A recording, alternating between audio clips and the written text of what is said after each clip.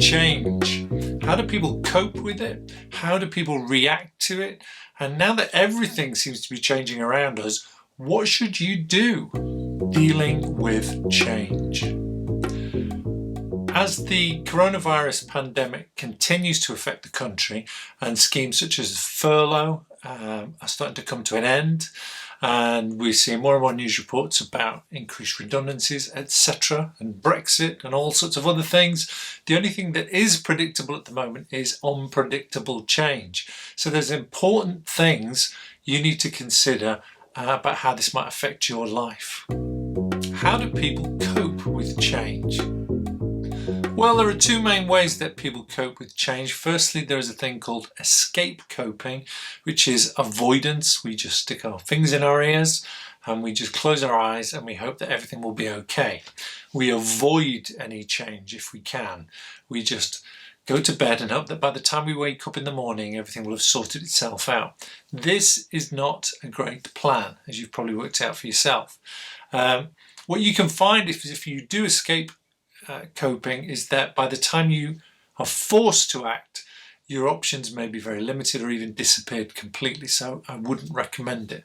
Much more positive is the second way we can deal with it, which is called control coping. Control coping is where we assess what's going on in our lives, we look at what's happening around us, and we come up with a plan. So we'll talk about that later in the video. How do people react to change? Sudden change can be quite a disturbing thing for most people, and we tend to go through 4 predictable stages when it happens to us. First step one, is shock and disbelief. We can often just sit there and go, whoa, this is far too dramatic. I don't think this is really happening, is it? And we have a tendency to sit there and wait and not act because we just can't cope with it. It's just too much, a bit of sensory overload.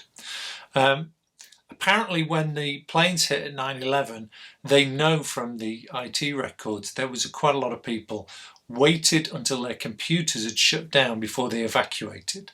And that lost time for some of them was the difference between life and death. It's quite common in emergency situations for people, because they don't believe that it's actually happening, to just sit there and wait and see what everyone else is doing first. That's valuable time that you can't afford to waste. Now, hopefully you're not in that kind of an emergency situation, but understand that that first step is difficult to get over, that shock. Wow, look at this, what's happening? Even if you've thought you were secure and then suddenly your world gets turned upside down. Step 2 that most people go through after shock and disbelief is anger and an emotional response. People can get very strong emotional response and angry about the situation. Why is this happening to me? This is not fair. I shouldn't have to go through this.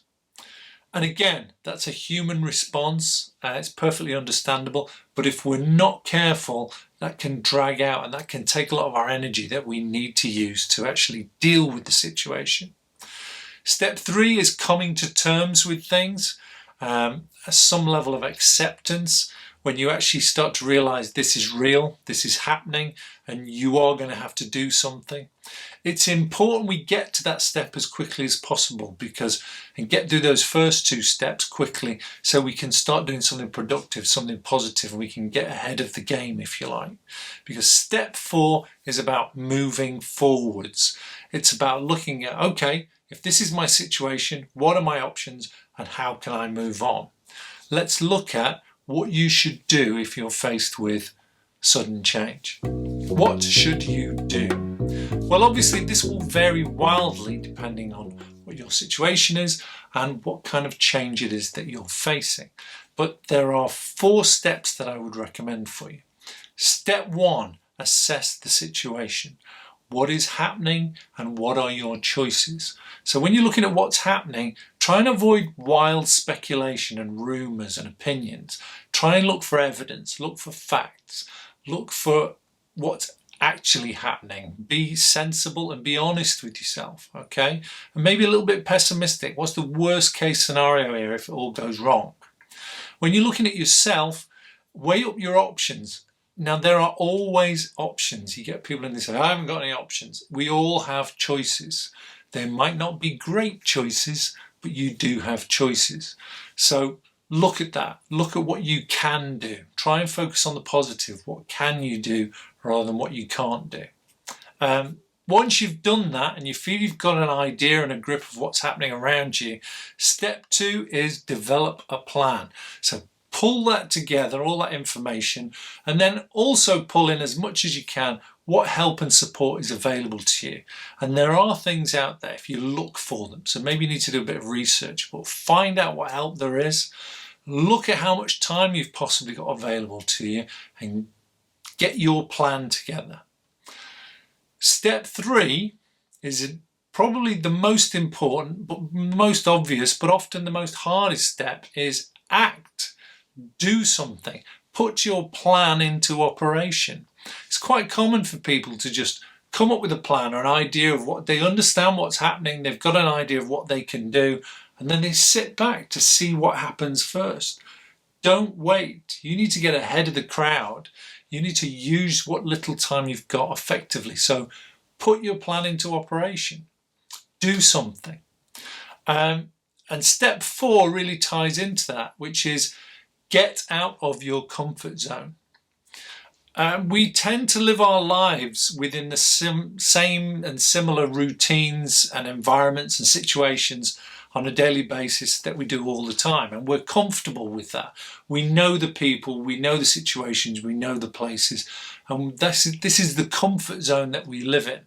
If you stay in that comfort zone, nothing changes. For you to adapt and change to suit the changing circumstances, you have to get out of your comfort zone, and by the very definition of that, it is uncomfortable. It is a painful thing to do. You might have to learn new skills. You might have to go to new places. You might have to talk to new people. You might have to do new things. And that's always a difficult thing to do at the beginning. But you need to push yourself, okay? Push yourself and realize I've got to get out of my comfort zone if I want to change. Summary. So this is a very short video. Obviously it's a very important subject, but with the situation in the country at the moment and with the virus and with redundancies and all the rest of it, change is happening to all of us at some level or another. So the biggest piece of advice I can give you is do not just sit there and let it happen to you. Look at what's happening in your situation, come up with a plan and do something. Act. Don't wait until you hit the iceberg. Don't wait until everything goes wrong. Okay, that's too late. Get on with it. And the last piece of advice I would give you on that is please don't be afraid to ask for help. If you're looking at what your options are and you think these aren't great, I'm not really sure what I can do with what I've got available to me, you need help, and we all need help from time to time. So ask, look for the people who can help you, hunt them out, and ask for the support and the help that's available. If we are talking about employment and jobs and you live in the Stockport area, then there is Stockport Homes as an excellent employment team. I'll put their contact details up at the end of this video. Get in touch, just tell them my situation is looking a bit dodgy. I could do with some advice. Advice is a great first step. Just have a chat to them. It's available to anybody in Stockport if you're looking for work. Other than that, please act. Please don't wait. Get on with it. And best of luck. Stay safe. And until next time, goodbye.